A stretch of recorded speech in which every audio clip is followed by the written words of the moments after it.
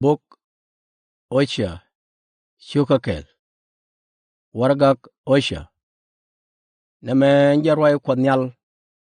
Hiben Ka Osha Gar Berry Gwazerwe Ni Uzziah Kana Yatham Ke Ahat Ke Idhikaya Kuwar Juda Karwesh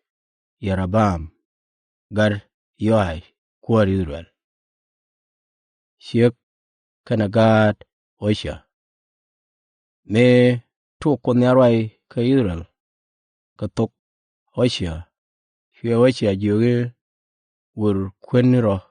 Hiang Meler Mutilngal Ka Bidap Ka Gad Lera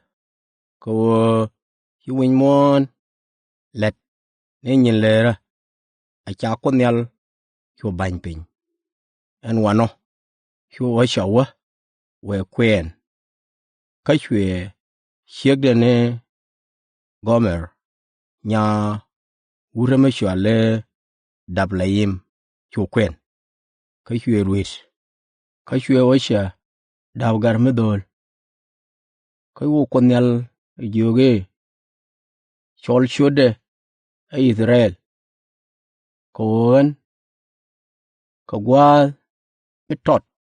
Mi Abena Bashing Yehu Dak Ka Kwiriam Israel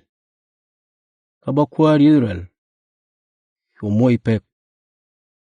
Ka Nien Changamo Babom Israel Shwe Dare Lola Israel Ka Kor Ka Mitot Shwe Gomer Ranyok Ka Merwede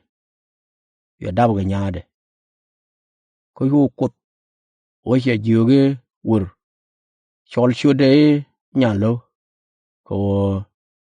Shigoy da Ngut Ka Ji Israel Ka Yaka Bamet Palaka Mani Chankel Duna Wo Bate No Ka Dor Juda Ka Baga Kan Ka Hia Bom Korean Baga Kan An Kwad Dien In La Kwanyal Ka Kor Ka Min Hia Gomara Nyade Within Hurwir Ka Yu Adab Ka Garmedol Hia Kwanyal E Joge Chol Shode Hia Naneka Ka Wo Hia Naneka Ka Hia Na Kudun Loish Israel Jo Ku Dunda Lao Gad Israel Biu Ngwan Chene Ga Nyin Lida Toye Tin Jade Luang Ka Tem Kana Kwen Tama Hia Kwanyal Ga Joge Hia Naneka Duna Wo Du Gwad Kule Chop In Baga Chole Gad Kwadintik Ka Bi Israel Mat Kana Juda